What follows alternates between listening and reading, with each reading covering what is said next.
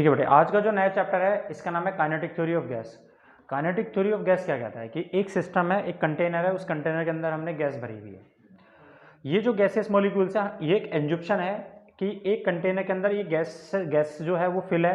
उस गैसेस का जो गैस उसके अंदर फिल है उसका नेचर कैसा होगा, उसका बिहेवियर कैसा होगा। तो एक एंजुप्शन ये की गई कि जो गैस के अंदर जो पार्टिकल है, एक सिस्टम है, उस सिस्टम के अंदर जो गैसेस मॉलिक्यूल्स हैं, जो पार्टिकल्स हैं, वो पार्टिकल्स रैंडमली इस कंटेनर के अंदर क्या करते हैं, मूव करते हैं in all directions. Number first. Number दूसरा ये है कि ये जो पार्टिकल्स होते हैं, ये पार्टिकल्स इनका नेचर कैसा होता है, तो आंसर है these particle are rigid in nature. Rigid का मतलब होता है ये काफ़ी सॉलिड पार्टिकल्स होते हैं। नंबर तीसरा, ये जब एक पार्टिकल एक दूसरे के साथ टकराते हैं या कंटेनर की वॉल के साथ टकराते हैं तो नेचर में ये कोलिजन कैसा होता है, इलास्टिक कोलिजन होता है। कैसा होता है, इलास्टिक कोलिजन। और जो पार्टिकल का साइज होता है वो बहुत बहुत छोटा होता है as compare to the distance between the two particle of collision. एक पार्टिकल दूसरे पार्टिकल से टकराता है तो उनके टकराने वाला डिस्टेंस काफ़ी बड़ा होता है as compare to size of particle से। नंबर तीसरी बात कि ये जो पार्टिकल्स हैं इस कंटेनर के अंदर जब भी मूव करते चले जाते हैं, इस कंटेनर की वॉल के साथ जाकर टकराता है, वहाँ पे टाइम ज़्यादा लगता है as compare to the collision between the two particles. अगर ये पार्टिकल कंटिन्यू एक दूसरे के साथ कोलाइड करते रहते हैं और नेचर में जब कोलिजन होता है तो उसके कोलिजन से क्या बढ़ता है, टेम्परेचर, क्या बढ़ता है, प्रेशर। तो इसमें जैसे जैसे पार्टिकल एक दूसरे के साथ टकराते रहते हैं तो उनके कोलिजन से इसमें टेम्परेचर इंक्रीज होता चला जाता है, उसका प्रेशर इंक्रीज होता चला जाता है। अब ये प्रेशर होता कितना है, ये प्रेशर हमें कैलकुलेट करना है। तो देखो जी, इसमें काइनेटिक थ्योरी ऑफ गैस में सबसे पहले हमें एक्सप्रेशन निकालना है कि इसका pressure exerted by the gases molecules. एक कंटेनर है, उसके अंदर गैसेस मॉलिक्यूल्स भरे हुए हैं। अब ये जो गैसेस मॉलिक्यूल्स भरे हैं तो एक दूसरे के साथ कंटिन्यू कोलाइड करते चले जाते हैं। इनके कोलिजन से अंदर का टेम्परेचर बढ़ता है, अंदर का प्रेशर बढ़ेगा। ये प्रेशर कितना होगा ये हमें कैलकुलेट करना है। और ये CBSE एग्जामिनेशन के अंदर ये 5 मार्क्स से 3 to 5 मार्क्स का पेपर में एक्सप्रेशन आता भी है, तो अच्छे से समझिए। तो इसके बाद हमें क्या निकालना है इसमें, दिस इज प्रेशर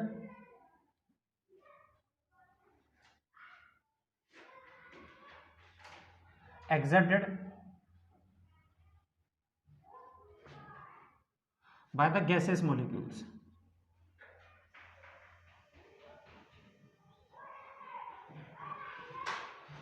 तो देखिए, तो देखो जी, लेट करा है, इसमें कंटेनर है,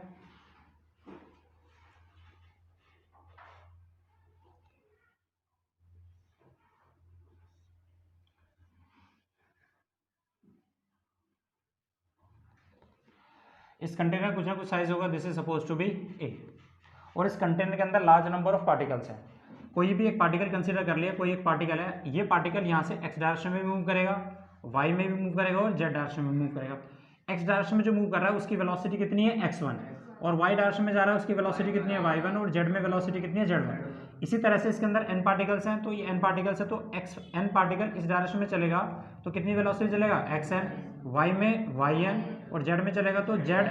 ये क्या उनकी कंपोनेंट वेलोसिटीज है, क्या है, कंपोनेंट वेलोसिटी। और ये जो पार्टिकल यहाँ पे चल रहा है, इस सब ये पार्टिकल अगर तीनों डायरेक्शन में चल रहा है तो इसकी कुछ ना कुछ रिजल्टेंट वेलोसिटी भी होगी।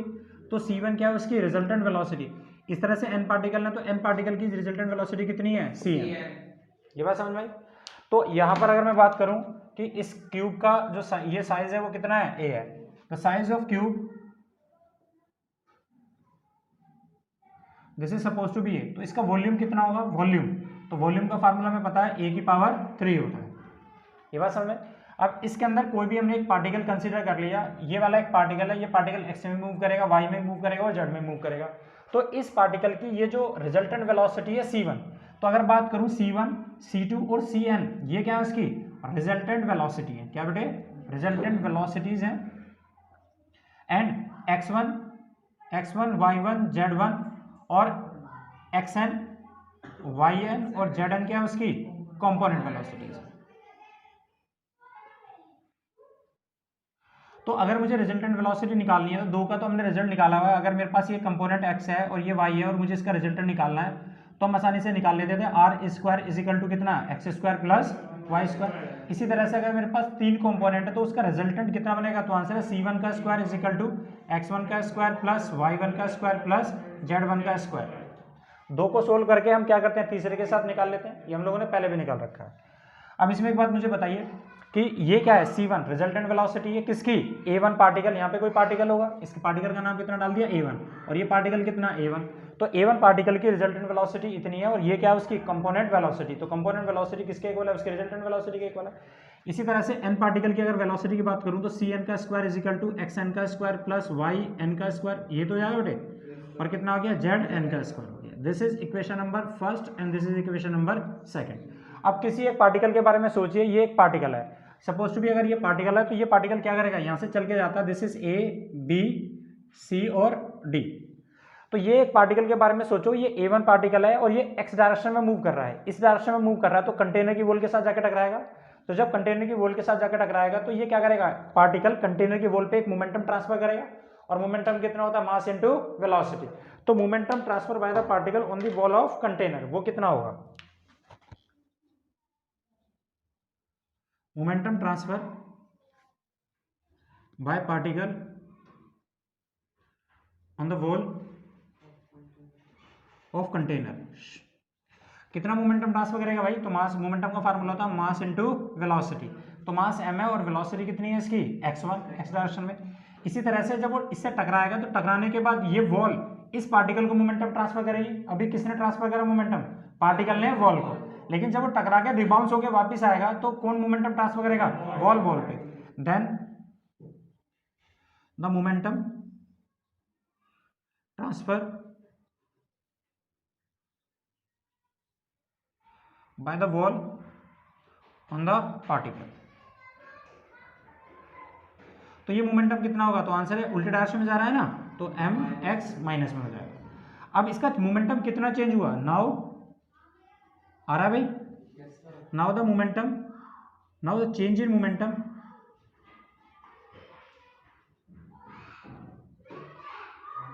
पर कोलिजन,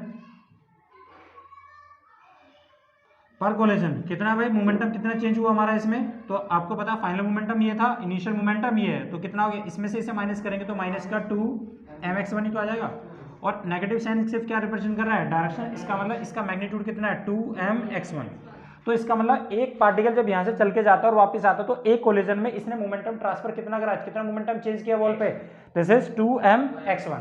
अगर ये पार्टिकल यहाँ से चल के जा रहा है और यहाँ पे टकरा रहा है, टकरा के वापस आ रहा है, तो वापस आने में से टाइम भी तो लगेगा कुछ ना कुछ, तो वो टाइम कितना होगा, तो देखिए जी, नाउ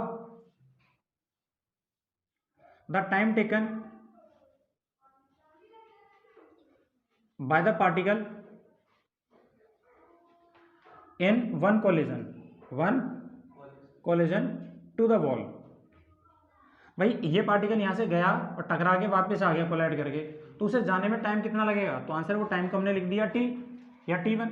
तो टाइम का फार्मूला हमें पता है, वेलोसिटी इज इक्वल टू कितना होता है, डिस्टेंस अपॉन में टाइम होता है ना बेटे, तो टाइम इज इक्वल टू कितना हो गया, डिस्टेंस अपॉन में वेलोसिटी। तो ये पार्टिकल यहाँ से गया और टकरा के वापस आ गया, तो वो आने में टाइम कितना लिया, उसने डिस्टेंस कितना ट्रेवल करा, 2a, और ये तो करा, और गया कितनी वेलोसिटी से था, x, तो x क्या उसकी वेलोसिटी ना अलोंग द x एक्सिस, तो इसने टाइम कितना लिया, जाके जाने में और वापस आने में टाइम कितना लिया, t is equal to 2a upon में x1। ये बात समझ में, तो इसका मतलब ये हुआ, ये पार्टिकल जो यहाँ पे जाके वॉल के साथ जाके टकरा रहा है, टकरा के वापस आने में टाइम इतना ले रहा है। अब मुझे एक छोटी सी बात बताओ कि ये पार्टिकल एक सेकंड में कई बार जाके टकरा रहा होगा, भाई ये तो एक बार टकरा के वापस आया, लेकिन एक सेकंड में ये पार्टिकल कितनी बार टकरा रहा है, तो इसका मतलब मैं किसकी बात कर रहा हूँ, नंबर ऑफ कोलिजन पर सेकंड। अब एक बार जाने में टकरा के वापस आने में इसका मोमेंटम है 2, और एक सेकंड में 10 बार टकरा रहा है, तो टोटल मोमेंटम कितना ट्रांसफर करेगा, 20 भाई। तो एग्जैक्टली हमें क्या निकालना है इसके बाद, मोमेंटम, नंबर ऑफ कोलिजन पर सेकंड ऑन द वॉल, इस वॉल पे जाके कितना मोमेंटम वो ट्रांसफर कोलिजन करेगा। तो आपको पता है भाई नंबर निकालने में कोलिजन, तो ये किसके इनवर्सली प्रोपोर्शनल होता है, फ्रीक्वेंसी, 1 अपॉन में टाइम पीरियड ही तो होता है। अगर ये जाने में और वापस आने में टाइम कम लेगा तो फ्रीक्वेंसी ज्यादा होगी, और जाने में टाइम कैसा लेगा, ज्यादा, तो फ्रीक्वेंसी कम, और जाने में और वापस आने में टाइम कम लेगा तो फ्रीक्वेंसी कैसी होगी, ज्यादा। अब ये तो होता है, तो नंबर ऑफ कोलिजन पर सेकंड किसके इक्वल होते हैं, तो आंसर है 1 अपॉन में t के बराबर होता है। तो इसकी वैल्यू पुट करो जी ऊपर से, इसकी वैल्यू कितनी है, इक्वेशन नंबर 3, पुट फ्रॉम 3, तो यहाँ से जाने में कितना लगा, तो दिस इज x1 अपॉन में 2a, ये इक्वेशन समझ में आ गया। Equation number 4, now the total momentum transfer per second on the wall of container भाई इस वॉल पे पर सेकंड में कितना मोमेंटम ट्रांसफर होगा, इसका मतलब क्या बात कर रहे हैं, डी पी अपॉन में डी टी तो आ गया। और आपको पता है एक बार टकरा के वापस आने में इसे मोमेंटम कितना लिया, ये तो लिया मोमेंटम, और एक सेकंड में कितनी बार टकरा रहा है, इतनी बार, तो टोटल मोमेंटम कितना हो गया, दोनों को मल्टीप्लाई कर दो। तो ये किसके इक्वल होगा, मोमेंटम ट्रांसफर पर सेकंड, अरे बात समझ में आ गई, इन वन कोलिजन इनटू में यस नंबर ऑफ कोलिजन। तो निकाल लो इसको, तो ये कितना आ गया, dp अपॉन में dt इज इक्वल टू, तो नंबर ऑफ कोलिजन ट्रांसफर पर सेकंड में कितना, दिस इज 2mx1, और टोटल नंबर ऑफ कोलिजन कितने हैं, x1 अपॉन में 2a, 2 से 2 एलिमिनेट हो गया तो कितना आ गया, m is equal to x1 का स्क्वायर अपॉन में a, ये बात समझ में। और न्यूटन के सेकंड लॉ से rate of change of linear momentum किसके डायरेक्टली प्रोपोर्शनल होता है, this is force. So now by the Newton's second law, नहीं बेटे समझ में, तो न्यूटन का सेकंड लॉ क्या कहता है, ये क्या है, rate of change of linear momentum ही तो फोर्स होता है। तो ये फोर्स लगी कितनी, तो आंसर है mx1 का स्क्वायर अपॉन में a, नहीं आया समझ में। अगर ये पार्टिकल यहाँ पर एक सेकंड में, ये पार्टिकल इस कंटेनर की वॉल पे टोटल फोर्स कितनी लगा रहा है, इतनी लगा रहा है, तो इसका मतलब पर यूनिट एरिया पे भी तो फोर्स लगा रहा है, दिस इज कॉल्ड क्या, प्रेशर। तो ये एक सिंगल पार्टिकल एक सेकंड में इतनी फोर्स लगा रहा है, तो प्रेशर कितना लगा रहा होगा, then the pressure exerted on the wall of container, भाई कितनी फोर्स लगेगी वॉल पे, शाबाश बोलना शुरू करो। तो कितना लगा, तो आंसर है फोर्स का फार्मूला क्या होता है प्रेशर का, भाई एक्स ही तो लगा रहा है, तो कितना होता है फोर्स अपॉन में एरिया, भैया फोर्स पहले वाले पार्टिकल की है, तो कितना होता है फोर्स अपॉन में एरिया। और तुम्हें पता है इस वॉल का एरिया कितना होगा, तो आंसर है ए स्क्वायर, क्योंकि सबके साइड ए है, तो एक कंटेनर की एक वॉल का कितना हो गया, a square, this is an area. तो ये फोर्स की वैल्यू ऊपर से पुट करो, कितना आ गया, mx1 का स्क्वायर अपॉन में a, और एरिया का कितना होता है, दिस इज a स्क्वायर। तो इसका मतलब ये एक पार्टिकल, सिर्फ एक पार्टिकल जब x डायरेक्शन में जाता है, एक सेकंड में कितना प्रेशर क्रिएट करता है, mx1 का स्क्वायर अपॉन में a की पावर 3। अब तो सोच, इसमें तो मिलियंस ऑफ पार्टिकल्स हैं, तो सब के सब पार्टिकल x डायरेक्शन में चल रहे होंगे। जब सारे के सारे पार्टिकल x डायरेक्शन में चल रहे होंगे, तो सब पार्टिकल क्या करेंगे, आंसर सब पार्टिकल प्रेशर क्रिएट करेंगे भाई। तो then the pressure exerted by all particles in x direction, तो कितना होगा भाई, तो दूसरा पार्टिकल ने प्रेशर कितना लगाया, px2 is equal to mx2 का स्क्वायर अपॉन में a3। इस तरह से पार्टिकल कितने हैं, n है, तो pxn is equal to mxn का स्क्वायर अपॉन में a3। भाई ये बात समझ में आई नहीं आई, क्लियर नहीं बात, ये बात समझ में आती है। तो ये क्या हुआ, तो आंसर है ये एक पार्टिकल था ना, सिर्फ एक पार्टिकल एक सेकंड में जो फोर्स लगा रहा है, जो प्रेशर लगा रहा है, वो प्रेशर कितना था, वो प्रेशर इतना था। सारे पार्टिकल तो ये कर रहे होंगे एक्स एक्सिस में, तो सबके सब पार्टिकल ने एक सेकंड में इस एक्स डायरेक्शन में इस कंटेनर की वॉल पे जो प्रेशर लगाया, वो टोटल प्रेशर कितना होगा, इन सबको जोड़ दो, तो टोटल प्रेशर कितना होगा, नाउ द टोटल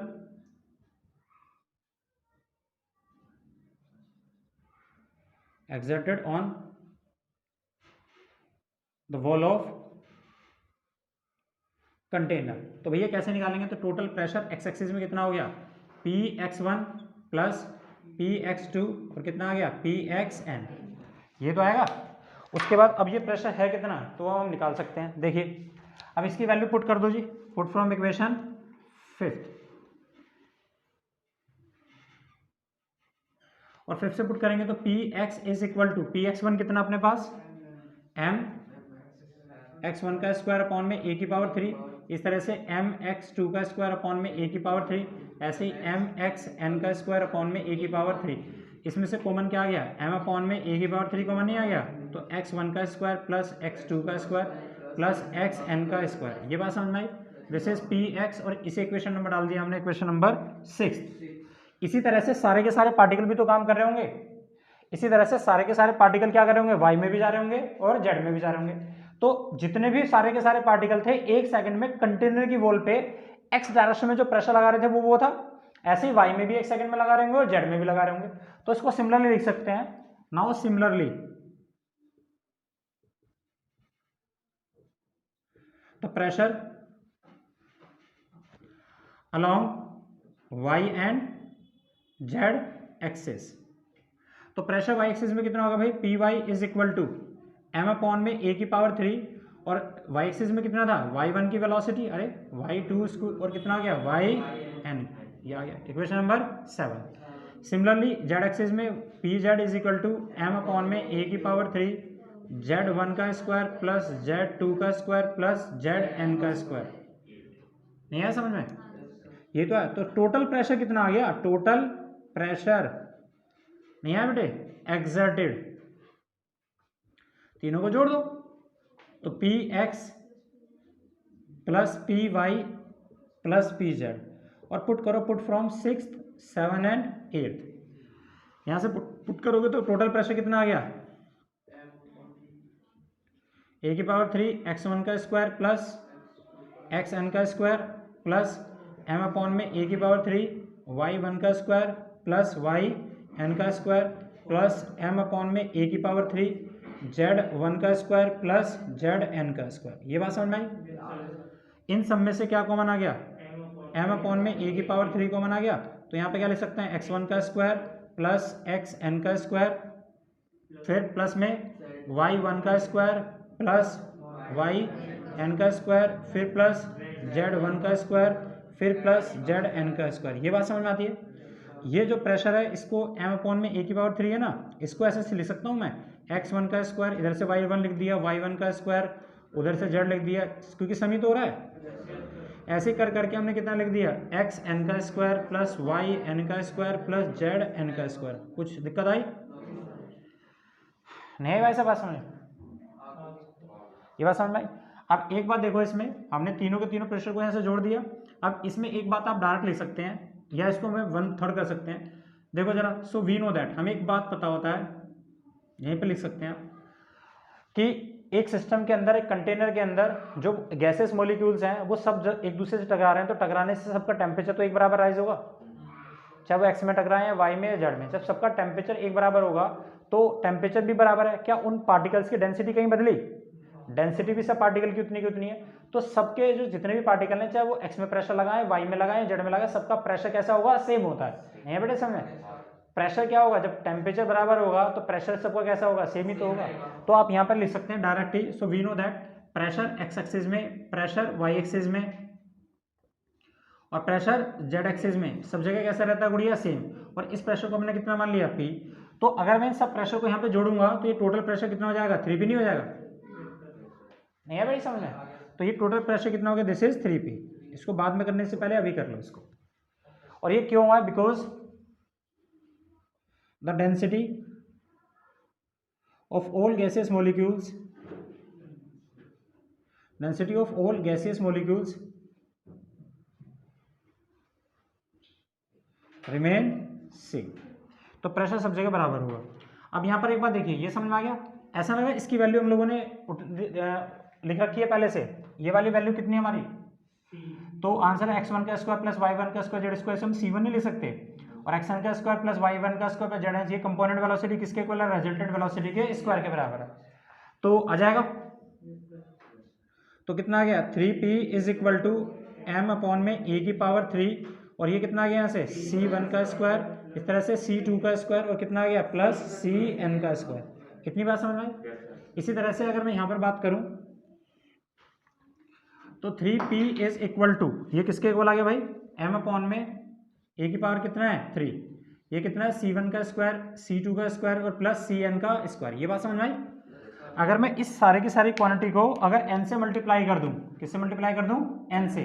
n क्या, नंबर ऑफ पार्टिकल्स, क्या बेटे, नंबर ऑफ पार्टिकल, और यहाँ से n से मैं डिवाइड कर दूं, कोई फर्क पड़ा। तो तू सोच, एक कंटेनर के अंदर n पार्टिकल्स हैं, कितने पार्टिकल्स हैं, n पार्टिकल्स हैं। एक पार्टिकल का मास m है, तो टोटल गैस का मास कितना होगा, m इंटू n। नहीं है बात समझ मेरे बात। तो कैपिटल एक पार्टिकल का मास स्मॉल m है और total number of particle small n है, तो टोटल गैस का मास कितना होगा, m ही तो होगा। तो मैं यहाँ पे 3p is equal to m into, मैं n को क्या लिख सकता हूँ, टोटल मास, और इस p को मैं चाहूँ तो नीचे लिख सकता हूँ यहाँ पर, दिस इज 1/3, और a की पावर 3 को वी कैन राइट वॉल्यूम, और ये कितना हो गया यहाँ पर, तो c1 का स्क्वायर प्लस c2 का स्क्वायर प्लस cn का स्क्वायर अपॉन में नहीं आ गया। इस क्वांटिटी को हम क्या बोलते हैं, मीन। अरे किसका मीन है, तो आंसर है this is the square mean value of their velocity. नहीं है बात समझ में? तो देखिए जी, तो this velocity is known as क्या, ये वाली, तो C square is equal to मैं क्या लिख सकता हूँ, c1 का स्क्वायर प्लस c2 का स्क्वायर प्लस cn के स्क्वायर को हम क्या लिख सकते हैं बेटे, दिस इज n, और ये वाली जो वेलोसिटी है इसे क्या कहते हैं, mean square velocities of each particles. तो यहाँ पे सारी की सारी सब इस पूरी वैल्यू की जगह मैं उठा के क्या लिख सकता हूँ, P is equal to 1/3 mc² upon में v, और मास अपॉन में वॉल्यूम क्या होती है, दिस इज कॉल्ड क्या, डेंसिटी। तो ये डेंसिटी कितनी आ गई, 1/3 c²। अब ये प्रेशर ज्यादा होगा, ये कम होगा, ये कंट्रोल कौन करेगी, वेलोसिटी। अब जितनी ज्यादा वेलोसिटी बढ़ेगी पार्टिकल की, उतनी ज्यादा क्या होगा, प्रेशर एक्सर्ट करेगा। तो यहाँ से पता चला pressure is directly proportional to किसके, वेलोसिटी। नहीं है बात समझ में? उसके बाद अभी नेक्स्ट एक्सप्रेशन देखिए, काइनेटिक एनर्जी।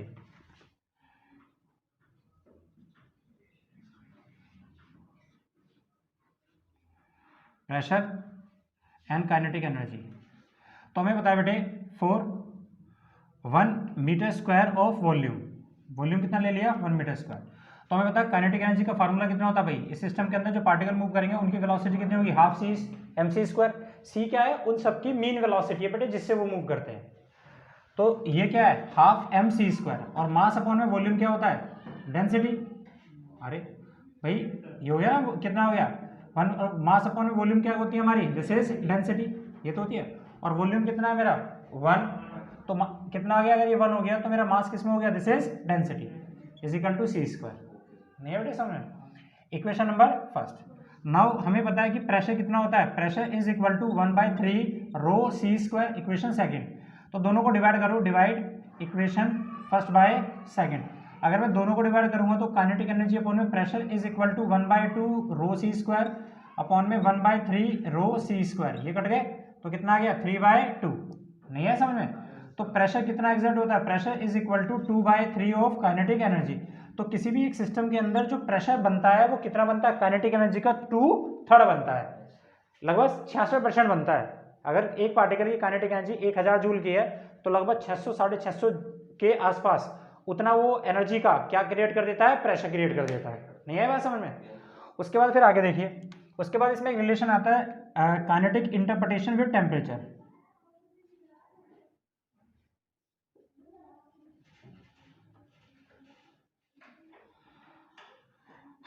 विद टेम्परेचर मतलब काइनेटिक एनर्जी को हमें इंटरप्रिटेट करना है, रिलेशन निकालना है किसके साथ, टेम्परेचर के साथ। तो देखो कैसे निकालते हैं। हमें एक बात पता है कि नाउ अभी हम लोगों ने फार्मूला पढ़ा कि प्रेशर का फार्मूला कितना होता है, 1/3 ρc², और इसे क्या लिख सकते हैं, 1/3 मास अपॉन में वॉल्यूम इंटू c² नहीं लिख सकते, इसे उठा के इधर ले जाओ तो ये कितना हो गया, 3pv is equal to mc²। इस सारे इक्वेशन को हमने डिवाइड कर दिया, डिवाइडेड बाय 2 बोथ साइड, इसको 2 से डिवाइड कर दिया तो कितना आ गया, 3pv अपॉन में 2 इज इक्वल टू में हाफ mc², ये तो आ गया। और हाफ mc² क्या होती है, दिस इज काइनेटिक एनर्जी। नहीं है समझ में? तो ये काइनेटिक एनर्जी हो गई, और हमें पता है इक्वेशन नंबर फर्स्ट आ जाएगा। तो now according to ideal gas equation, ideal gas equation for 1 mole, for 1 mole, तो 1 मोल ऑफ गैस के लिए 1 मोल में कितने एटम होते हैं, 6.023 × 10⁻23 एवोगाड्रो नंबर के बराबर नंबर ऑफ एटम होते हैं। तो 1 मोल के लिए निकालना तो हमें पता है पीवी इक्वल टू कितना होता है, दिस इज आरटी होगी ना भाई। तो मैं यहाँ पे पीवी की जगह क्या लिख सकता हूँ, दिस इज आरटी। तो ऐसे पुट करोगे, पुट इन इक्वेशन फर्स्ट, तो the equation we have 3/2 RT is equal to कितना आ गया, काइनेटिक एनर्जी। नहीं है इस बात समझ में? तो काइनेटिक एनर्जी को मैं क्या लिख सकता हूँ, 3/2 आरटी। ये बात समझ में आई? ये क्या है, तो आंसर है ये एनर्जी किसकी है, तो आंसर है ये एनर्जी सब पार्टिकल्स की है जो 1 मोल के अंदर है। कितने, एवोगाड्रो नंबर के बराबर पार्टिकल है। तो मुझे क्या निकालनी है, इन सबकी मीन एनर्जी निकालनी है, एवरेज। क्या निकालनी है, एवरेज। तो क्या करोगे एवरेज निकालने के लिए, नाउ तो एवरेज के लिए नाउ एवरेज काइनेटिक एनर्जी। तो जितने नंबर ऑफ मॉलिक्यूल्स है उसे डिवाइड कर दो भाई, तो काइनेटिक एनर्जी अपॉन में अगर इसमें टोटल नंबर ऑफ मॉलिक्यूल से डिवाइड कर दूं तो ये एवरेज आ गया भाई इसका। और n क्या है, नंबर ऑफ मॉलिक्यूल्स, इसी को हम क्या कहते हैं, this is mean kinetic energy या एवरेज। इसको भी डिवाइड करो 3/2 r अपॉन में n इंटू टी आ गया। और ये r अपॉन में n को फिजिक्स में हम कहते हैं बोल्ट्जमैन कांस्टेंट। क्या कहते हैं,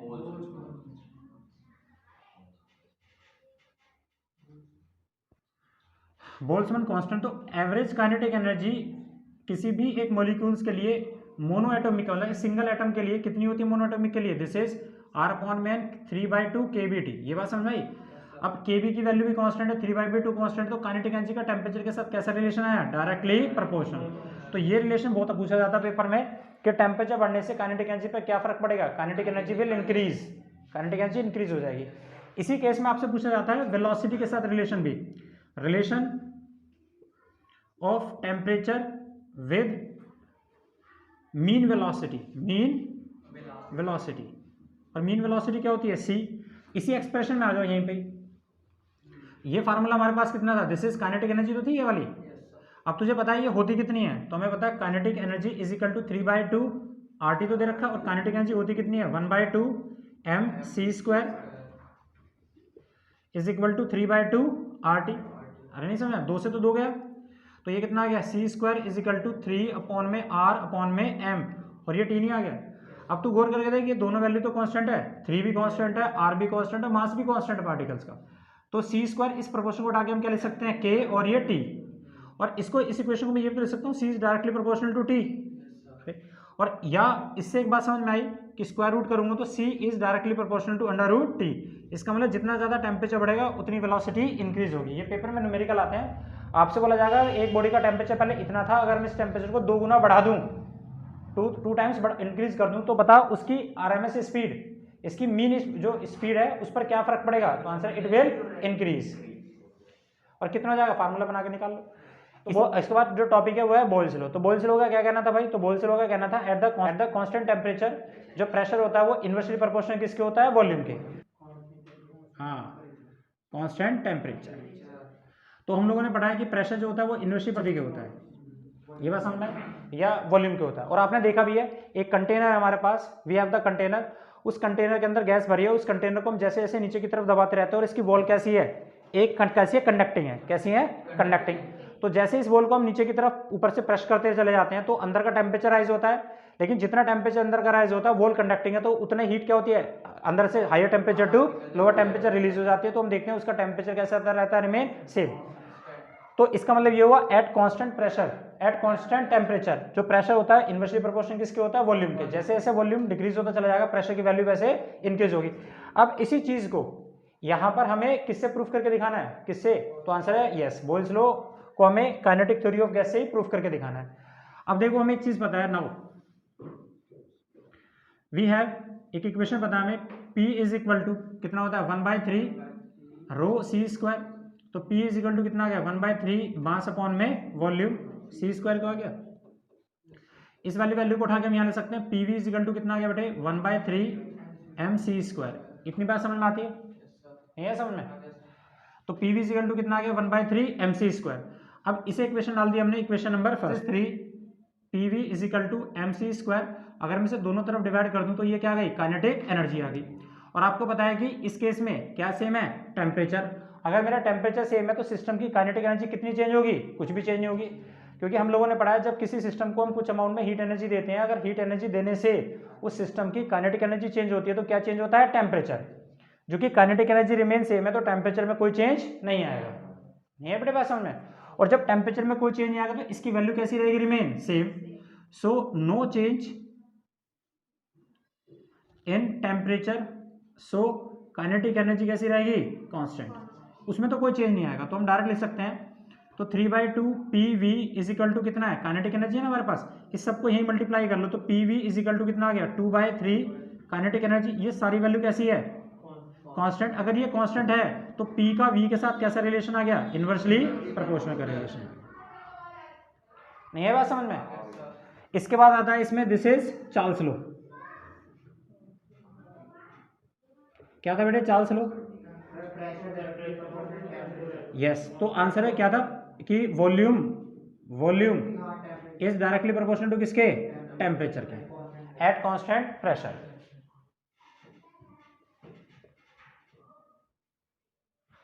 अगर मेरे प्रेशर की वैल्यू कांस्टेंट है उस केस में जो वॉल्यूम होगा वो डायरेक्टली प्रोपोर्शनल किसके होगा, टेम्परेचर के। हमें एक बात बताओ और हमें किसका, काइनेटिक थ्योरी ऑफ गैस का यूज करना भाई, तो वो क्या कहती है कि भाई प्रेशर होता है कितना है 1/3 रो सी स्क्वायर, तो P इज इक्वल टू 1/3 और ये कितना होता है मास अपॉन में वॉल्यूम सी स्क्वायर। नहीं आया समझ। अब इसमें एक बात नोटिस करो यहाँ पर, तो ये वाली जो वैल्यू है यहाँ से वॉल्यूम को उठा के इधर ले जाओ, तो वॉल्यूम इज इक्वल टू कितना आ गया 1/3 m अपॉन में कितना P सी स्क्वायर तो आ गया। भाई P की वैल्यू तो कैसी है, कांस्टेंट है। अब यहाँ पर ये गौर करके देखो ये वैल्यू कैसी है सारी कांस्टेंट, 1/3 भी। ये सी स्क्वायर को क्या लिख सकते हैं बेटे, सी स्क्वायर, इसको इधर मल्टीप्लाई करके लिखो, सी स्क्वायर था ना, इसे मल्टीप्लाई करके लिखेंगे तो कितना आ गया 3PV अपॉन में कितना आ जाएगा m। तो सी स्क्वायर को हम ये भी तो लिख सकते हैं यहाँ से अलग अलग करके, कितना 3P अपॉन में m इंटू में v। ये वैल्यू कैसी है, कांस्टेंट। अगर ये वैल्यू कांस्टेंट है तो हम क्या लिख सकते हैं सी स्क्वायर k और v। तो सी स्क्वायर डायरेक्टली प्रोपोर्शनल किसके आ गया v। सो वी हैव, हमें एक चीज पता होती है सी स्क्वायर डायरेक्टली प्रोपोर्शनल किसके होता है t। तो फ्रॉम फर्स्ट एंड सेकंड दोनों से क्या पता चला, v is directly proportional to t। नहीं है समझ। एक तीसरा और होता है आपका, कौन सा होता है, यस ये लूसेक लॉ। इसका क्या कहना था भाई, इसका ये कहना था जो प्रेशर प्रोपोर्शनल टू टेम्परेचर, लेकिन किस कौन सी कंडीशन पे है, यस। तो हमें पता है बेटे ये लूसेक लॉ के अंदर pressure is directly proportional to temperature, लेकिन किस कंडीशन के अंदर, जब वॉल्यूम कांस्टेंट रहता है।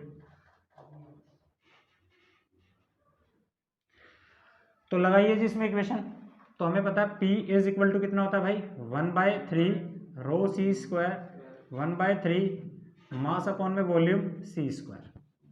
ठीक, अब इसकी कैलकुलेशन करिए, तो यहाँ से हमने किसकी कैलकुलेशन कर ली बेटा, इसको उधर हटा के इधर ले गए, तो P इज इक्वल टू, यहाँ पे गौर करके देखो 1/3 भी कांस्टेंट है, मास भी कांस्टेंट है, ये भी तो कांस्टेंट है, तो इसे कितना लिख दिया कांस्टेंट, और ये कितना आ गया सी स्क्वायर। इसी को प्रपोर्शन को भी लिख सकते हैं, तो P किसके डायरेक्टली प्रोपोर्शनल आ गया सी स्क्वायर। और अभी हमें एक बात पता है, सो वी नो दैट कि जो प्रेशर है या जो वो था हमारा टेम्परेचर जो था वो किसके डायरेक्टली प्रोपोर्शनल है, सी स्क्वायर। सी स्क्वायर डायरेक्टली प्रोपोर्शनल टेम्परेचर के तो था, नहीं है समझ में। तो फर्स्ट और सेकंड से क्या पता चला, दोनों बराबर है, तो प्रेशर डायरेक्टली प्रोपोर्शनल किसके आ गया, टेम्परेचर। क्लियर नहीं बात। तो पहला जो था हमारा बॉयल्स लॉ, उसका ये कहना था कि भाई जो प्रेशर है वो इन्वर्सली प्रोपोर्शनल किसके था, वॉल्यूम के था एट ए कांस्टेंट टेम्परेचर। और जो वो था हमारा चार्ल्स लॉ था, उसका ये कहना था कि जो वॉल्यूम है वो डायरेक्टली प्रोपोर्शनल किसके है, टेम्परेचर के एट ए कांस्टेंट प्रेशर। और इसका क्या कहना था कि जो प्रेशर है वो डायरेक्टली प्रोपोर्शनल किसके है, टेम्परेचर के एट कांस्टेंट वॉल्यूम। उसके बाद इसमें एक नेक्स्ट रिलेशन लिखते हैं, this is degree of freedom. क्या नाम आता है,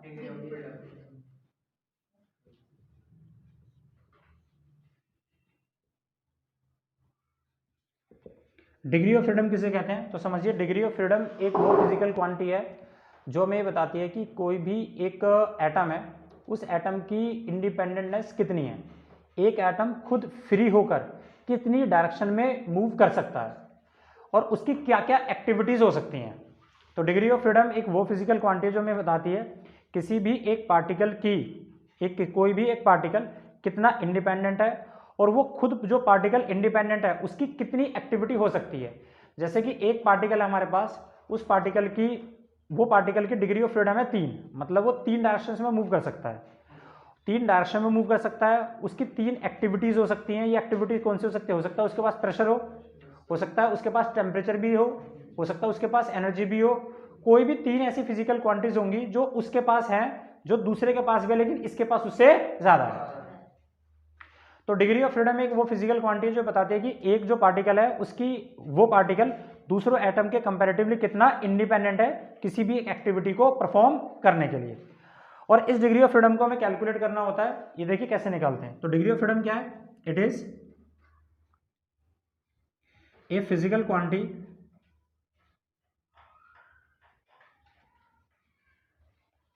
which determine the number of degrees in which it can freely exist to do their activities and show their behavior. किसी भी पार्टिकल को छोड़ दो, वो इंडिपेंडेंटली मूव कर रहा है, किसी भी डायरेक्शन में चल रहा है, और उस डायरेक्शन में जाके वो अपने जो जो बिहेवियर शो करता है, temperature, pressure, kinetic energy, potential, जो जो जितना बनाता है, वो क्या है, उसकी डिग्री ऑफ फ्रीडम है। अब इसे कैसे निकालते हैं, इसका एक फार्मूला होता है, देखना जरा। इस डिग्री ऑफ फ्रीडम को निकालने का फार्मूला होता है, तो n is equal to, n क्या है, डिग्री ऑफ फ्रीडम, इसका फार्मूला होता है 3a minus R. n is equal to 3a minus R. यहाँ पे n क्या है, n है नंबर ऑफ डिग्री या डिग्री ऑफ फ्रीडम बोल सकते हो। a क्या है, नंबर ऑफ एटम्स, और r क्या है उनका, हर एक एटम का दूसरे एटम के साथ रिलेशन क्या है। अब देखो डिग्री ऑफ फ्रीडम को कैसे निकालते हैं। जैसे कि मैं फॉर एग्जांपल मोनो एटॉमिक के लिए बात करूं, किसके लिए, मोनो एटॉमिक में कितने एटम होते हैं, एक एटम होगा ना बेटे। अगर मुझे इसका डिग्री ऑफ फ्रीडम निकालना हो तो n इज इक्वल टू 3 है, तो नंबर ऑफ एटम कितने हैं, 1। इस एक अकेले एटम का दूसरे किसके साथ रिलेशन है, किसी के साथ रिलेशन नहीं है, तो हम बोलेंगे इसकी डिग्री ऑफ फ्रीडम कितनी है, 3 है। अब वो 3 डिग्री ऑफ फ्रीडम में 3 एक्सिस में मूव कर सकता है, उसके पास 3 डिग्री कैसी भी हो सकती है, वो प्रेशर, टेम्परेचर, वॉल्यूम एग्जिस्ट कर सकता है, कुछ भी एग्जिस्ट कर सकता है, लेकिन वो डिग्री कितनी है, उसके पास 3 तरह की डिग्री हो सकती है, ये कुछ भी हो सकती है बिहेवियर में, नहीं आया समझ में। इसी तरह से बेटे अगर मेरे पास मोनो एटॉमिक है, इसके बाद कौन सा आ गया, डायटोमिक। अगर मेरे पास डायटोमिक मॉलिक्यूल है तो डायटोमिक में 2 पार्टिकल्स हो गए ना, तो इस वाले पार्टिकल का कितने के साथ रिलेशन है, सिर्फ एक के साथ ही तो है। अगर मुझे इसकी डिग्री ऑफ फ्रीडम निकालनी है तो कितना हो गया, तो आंसर है 3। नंबर ऑफ पार्टिकल कितने हैं भाई, 3a, 2 ही तो है, और माइनस कितने के साथ रिलेशन है, 1, तो इसकी डिग्री ऑफ फ्रीडम हो गई 5। इस तरह से ट्रायटोमिक आ जाओ। ट्रायटोमिक में 3 पार्टिकल होते हैं ना बेटा, तो इसकी डिग्री ऑफ फ्रीडम निकालनी है, तो नंबर ऑफ एटम कितने हैं, 3, तो 3 × 3। इस एटम का कितनों के साथ रिलेशन है, 2, तो -2, तो डिग्री ऑफ फ्रीडम कितनी आ गई, 7। तो डिग्री ऑफ फ्रीडम किसी भी एक मोनो एटॉमिक का मतलब ये होता है वो 3 डायरेक्शन में मूव कर सकता है, बात समझ आई। डायटोमिक है तो उसकी 5 है, मतलब 3 तो डायरेक्शन में मूव कर सकता है, और या तो उसका प्रेशर होगा या टेम्परेचर होगा।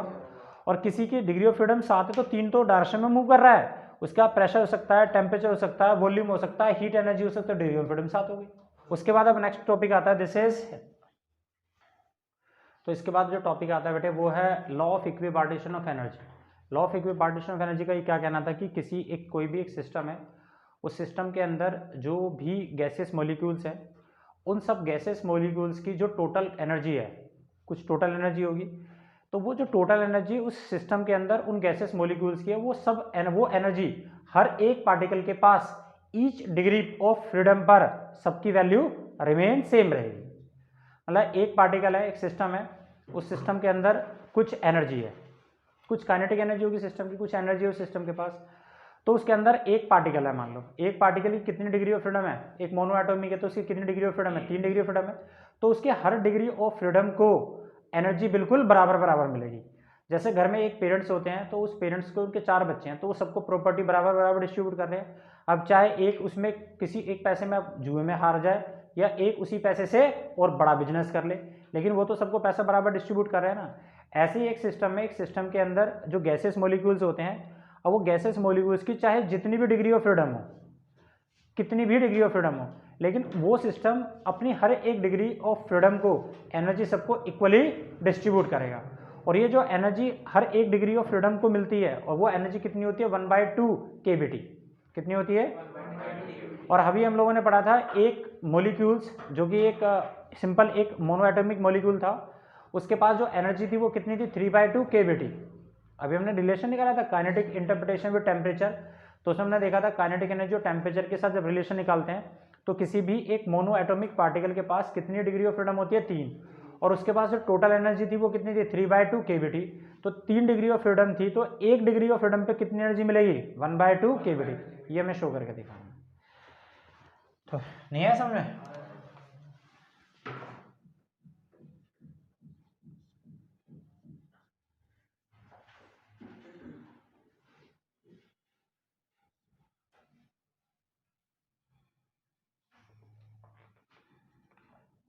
According to this law,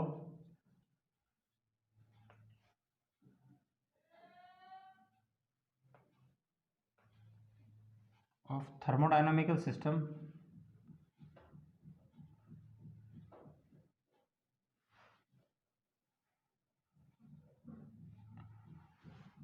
at equilibrium,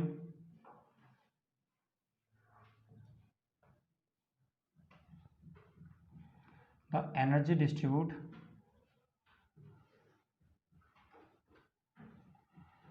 at every degree of freedom will remain same, and it will be equal to 1/2 kBT। इसको शो करके दिखाते हैं। जैसे कि 4 मोनो एटॉमिक की बात करूं, 4 mono atomic particle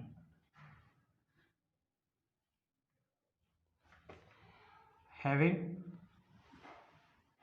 kinetic energy, average kinetic energy कितनी, 3/2 kBT इतनी होती है। और ये काइनेटिक एनर्जी होती कितनी है, 1/2 mc² इज इक्वल टू कितना, 3/2 kBT। और गुड़िया हमें बताइए सी क्या होती है उसकी, तो यस आरएम सी क्या थी उसकी, मीन वैल्यू थी। और ये होती किसके इक्वल है, c² is equal to c x का स्क्वायर, अरे c1 मान लो इसको, c1 का स्क्वायर कितना आ गया, c2 का स्क्वायर प्लस c3 का स्क्वायर। नहीं बड़ी समझा? तो यहाँ पे c की वैल्यू अगर मैं यहाँ पुट करूँ तो कितना आ गया, 1/2, x रख सकते हो, y रख सकते हो, z रख सकते हो, ठीक। तो ये कितना आ गया भाई यहाँ से 1/2, m तो m ही है, कितना आ गया c1 का स्क्वायर, c2 का स्क्वायर, c3 का स्क्वायर और 3/2 kBT। इसको अंदर मल्टीप्लाई करोगे तो 1/2 m c1 का स्क्वायर, 1/2 m c2 का स्क्वायर प्लस 1/2 m c3 का स्क्वायर। नहीं बेटे समझ? अगर मैं यहाँ पे वो क्या थी हमारी c² था ना, जो हमने इसको n से मल्टीप्लाई कर दिया था और n से डिवाइड कर दिया था भाई, capital M is equal to m into N ही तो होता है, ये तो होता है। और हमारे ये वाला, तो यहाँ पर अगर मैं इसको स्मॉल कैपिटल N को दोबारा से क्या लिख दूँ, m इंटू एन लिख दूँ और इसको n लगा दूँ तो n से तो n कट गया, तो दोबारा एक पार्टिकल के तो आ गया मास। तो ये मास किसका है गुड़िया, सिंगल पार्टिकल का, ठीक। ओके यहाँ पे CX CY और CZ भी लिख सकते हैं आप लोग। तो ये कितना आ गया, दिस इज c2 का स्क्वायर और ये कितना आ गया 3/2 kBT। अब इक्वेशन नंबर डाल दी हमने second. Now the total energy distribute amongst all the degree of freedom. अच्छा एक बात बताओ, इस सिस्टम के अंदर टेम्परेचर अगर राइज होगा तो किसका ज़्यादा राइज होगा, पहले पार्टिकल का, दूसरे का, तीसरे का, सभी का तो बराबर होगा। और जब सबका टेम्परेचर बराबर राइज होगा तो सबके पास energy, temperature direct relation velocity की होती है, तो सबके पास का टेम्परेचर बराबर है तो सबकी वेलोसिटी भी सेम है, तो सबको एनर्जी भी कैसी मिलेगी, एक बराबर ही तो मिलेगी बेटे, क्योंकि टेम्परेचर तो सबके लिए सेम ही था यहाँ पे। तो all the degree of freedom in equal quantity at the given temperature, given आ रहा भाई टेम्परेचर। अब इसमें देखना बेटे, तो ये सारी एनर्जी बराबर है, तो 1/2 m1 c1 का स्क्वायर, 1/2 m2 c2 का square is equal to 1/2 m2 c3 का स्क्वायर। ये सबको हमने कितना मान लिया, 1/2 m c²। है समझ? और अब इन सबको मैं जोड़ूंगा, सबकी वैल्यू रखूंगा, तो ये नहीं आ जाएगा 3/2, अरे 3/2 तो आ जाएगा, और कितना आ गया mc² इज इक्वल टू, ये कितना है 3/2 mc²। तो यहाँ से 3 से 3 चल गया, अब चला गया बेटे, ये 3/2 सॉरी kBT, ये तो चल रहा था यहाँ से, नहीं है बेटे समझ में, ये तो यहाँ पे ऐड कर दिया ना इसका, तो 3/2, तो ये इक्वेशन कितनी थी बेटे हमारे पास यहाँ पे, दिस इज 3/2 kBT, 3 से 3 चला गया, तो ये कितना आ गया 1/2 mc² is equal to 1/2 kBT। इसको हम क्या लिखते हैं, काइनेटिक एनर्जी, तो सब जगह काइनेटिक एनर्जी इक्वली तो डिस्ट्रीब्यूट है, के बी और टी। एक सिस्टम के अंदर जो टोटल एनर्जी होती है, वो सिस्टम हर एक पार्टिकल की हर एक डिग्री ऑफ फ्रीडम को, जब उसका इक्विलिब्रियम पे है, किसके थर्मल इक्विलिब्रियम, मतलब टेम्परेचर उसका सेम रख देते हैं, तो उस कंडीशन में सबको वो एनर्जी कैसे डिस्ट्रीब्यूट करता है, इक्वल डिस्ट्रीब्यूट करता है हर डिग्री पे, वो जिस उस डिग्री से चाहे प्रेशर बढ़ाए चाहे टेम्परेचर बढ़ाए, what ever it can do, कुछ भी कर सकता है, लेकिन उस कंडीशन में ये एनर्जी सबके पास कितनी होती है, इक्वल होती है, और कितनी होती है 1/2 kBT। उसके बाद एक लास्ट हमें निकालना है स्पेसिफिक हीट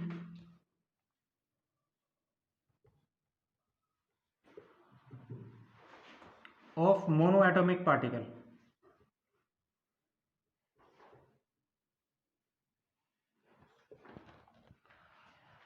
तो देखो जी मोनो एटॉमिक पार्टिकल के लिए स्पेसिफिक हीट कितनी होती है, तो अगर मैं बात करूं, we know that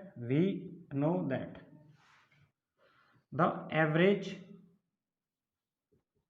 kinetic energy of each degree of freedom, each degree of freedom, बताइए कितनी होती है बेटे एनर्जी सबके पास, तो आंसर है 1/2 kBT।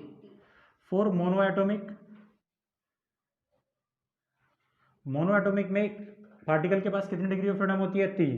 For mono atomic having 3 degree of freedom, ये तो है, सो दैट टोटल एनर्जी कितनी होगी भाई उसके पास, अरे 3/2 kBT तो होगी,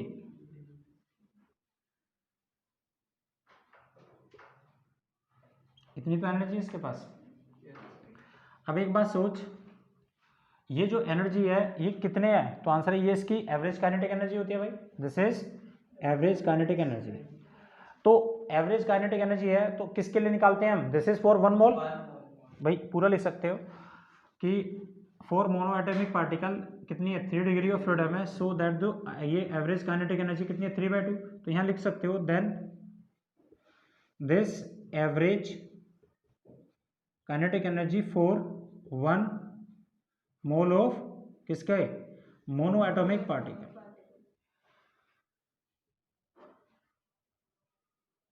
तो 1 mole of mono atomic particle के पास कितनी एनर्जी होती है बेटे, 3/2 kBT।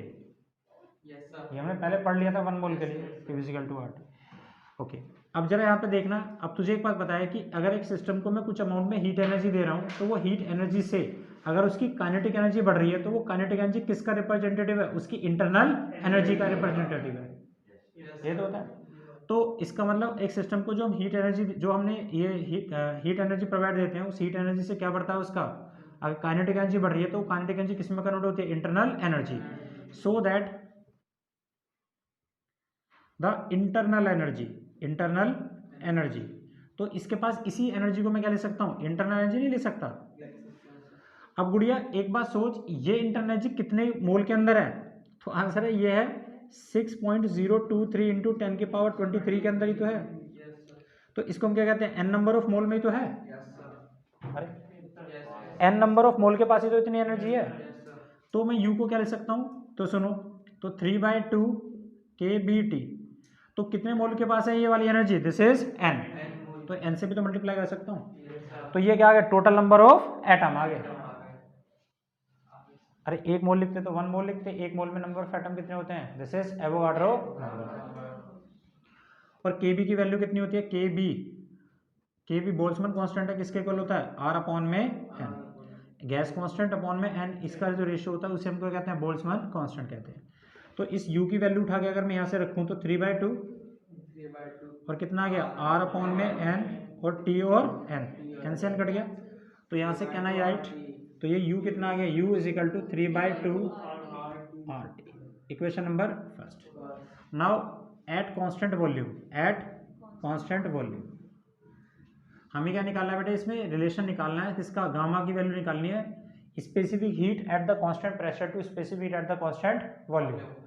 तो उसमें देखो अगर मेरा वॉल्यूम कांस्टेंट है तो उस कंडीशन में डेल्टा वी या डी वी वॉल्यूम कितना चेंज होगा, तो आंसर है 0 चेंज होगा। तो हमें पता है गुड़िया कि जब हम किसी सिस्टम को हीट सप्लाई करते हैं तो वो हीट कितनी होती है, तो आंसर है delta Q is equal to M C, कितना होता है, दिस इज डेल्टा टी या डी टी लिख देते हैं। लेकिन ये स्पेसिफिक किस पे है, कांस्टेंट वॉल्यूम पे, और मास कितना हमारा 1 ग्राम है, तो मास कितना हो गया, दिस इज 1। तो हमने हीट कितनी सप्लाई करी, इतनी करी। तो according to first law of thermodynamics, according to first law of thermodynamics, उसके अकॉर्डिंग जो हम किसी भी सिस्टम को हीट देते हैं वो हीट कहाँ यूज होती है, तो आंसर है एक तो वर्क डन करती है और किस में यूज होती है, यस इंटरनल एनर्जी में चेंज होती है, वर्क डन और इंटरनल एनर्जी में चेंज होती है। अब एक बात बता, ये वर्क डन होता कितना है, तो आंसर है पी डीवी तो होता है। अब बता वॉल्यूम कितना चेंज हुआ यहाँ पे, 0, तो डी क्यू किसके इक्वल आ गया, डी यू के बराबर नहीं आ गया। अगर ये इक्वेशन फर्स्ट थी और ये इक्वेशन सेकंड है और ये इक्वेशन थर्ड है, तो दोनों इक्वेशन से क्या पता चला, from equation second and third, तो ये दोनों बराबर है, तो D U is equal to कितना आ गया, सी वी डी टी नहीं आ गया। तो मैं सी वी को क्या ले सकता हूँ, डी यू अपॉन में डी टी नहीं ले सकता, और इस यू की वैल्यू पुट कर लो फर्स्ट से, पुट फ्रॉम फर्स्ट, तो C V is equal to D upon में D T is equal to कितना आ गया, 3/2 आर टी। अब तुझे पता है 3/2 भी कांस्टेंट है, आर भी कांस्टेंट है, दोनों तो कांस्टेंट है, तो इसको बाहर निकाल ले, तो कितना आ गया जी यहाँ से, तो C V is equal to 3/2 R, तो डी टी अपॉन में डी टी नहीं आ जाएगा नीचे, अरे बाहर आ जाएगा, तो डी टी अपॉन में डी टी, तो ये तो एलिमिनेट हो गया यहाँ से। तो सी वी की वैल्यू कितनी आ गई मेरे पास, 3/2 आर, इक्वेशन नंबर 4। और हमें एक रिलेशन पता है और हम इसको थर्मोडायनामिक्स में ऑलरेडी पढ़ चुके हैं, सो वी नो दैट, हमें पता है Cp माइनस Cv इज इक्वल टू कितना होता है, दिस इज R। भाई Cp की वैल्यू Cv से क्या होती है, बड़ी होती है ना, अगर R मेरा पॉजिटिव है इसका मतलब क्या, Cp is greater than Cv। और यहाँ पे अगर मैं इसका रिलेशन निकालूं Cp माइनस Cv is equal to R, तो Cv की वैल्यू यहाँ पे पुट करो, तो Cp माइनस Cv कितना है, 3/2 R is equal to R ही तो आ गया, और इसको उठा के इधर ले जाऊंगा तो Cp इज इक्वल टू कितना आ गया, R प्लस 3/2 R, तो Cp इज इक्वल टू कितना आ गया, 5R/2, इक्वेशन नंबर 5। बस हमें रेशो निकालना है, गामा इज इक्वल टू कितना होता है, Cp अपॉन में Cv, Cp की वैल्यू कितनी है 5R/2 और Cv की वैल्यू कितनी है 3/2 R, R से R गया, 2 से 2 गया तो कितना आ गया 5/3, 3 से काटोगे तो 3 एकम 3, 3 6 18 और 3 6 18, 3 7 21, तो गामा की वैल्यू ध्यान रखना 1.67 आएगी, किस केस में आएगी, मोनो एटॉमिक में। यही एक्सप्रेशन, अब ध्यान से सुनना जरा मेरी बात, इसी एक्सप्रेशन को अगर मुझे डायटोमिक के लिए करना है तो डायटोमिक में डिग्री ऑफ फ्रीडम होती है 5, तो 1 डिग्री ऑफ फ्रीडम में एनर्जी इतनी है, तो 5 में कितनी होगी 5/2 केवीटी।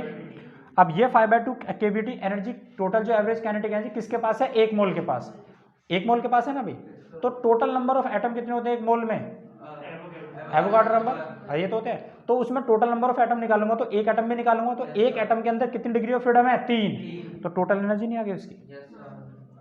एन पार्टिकल है, हर एक एटम कौन सा है, मोनोएटॉमिक, तो एक मोनोएटॉमिक के पास कितनी एनर्जी है, इतनी, तो एन एटम के पास कितनी होगी, इतनी, तो ये क्या उसकी इंटरनल एनर्जी है। तो यहाँ पे 3/2 केवीटी है ना ये वाला सारा का सारा, तो यहाँ पे कितना जाएगा 5/2 केवीटी, तो ये 5/2 ही चलेगा यहाँ पे, 5/2। लेकिन जब यहाँ पर तुम आए हुए इसकी वैल्यू निकालोगे 5/2, जब Cp माइनस Cv इधर करोगे तो इसमें से क्या होगा, दिस इज Cp माइनस Cv इजिकल टू R आएगा। तो बस यहाँ पर जो तुम्हारी वैल्यू आएगी Cv इजिकल टू 5/2 R, उसकी वैल्यू कहाँ पे रखनी है आपको, ए यहाँ पे उठा के